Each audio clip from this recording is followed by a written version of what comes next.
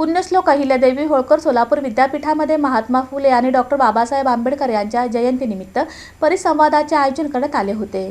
पुण्यश्लोक अहिल्यादेवी होळकर सोलापूर विद्यापीठातील डॉक्टर बाबासाहेब आंबेडकर अध्यासन यांच्या वतीने महात्मा ज्योतिराव फुले व डॉक्टर बाबासाहेब आंबेडकर यांच्या जयंतीनिमित्त महात्मा फुले व डॉक्टर बाबासाहेब आंबेडकर शेती शैक्षणिक धोरण व त्यांची समकालीन प्रस्तुतता या विषयावर आयोजित राज्यस्तरीय परिसंवादाचे उद्घाटन करण्यात आले।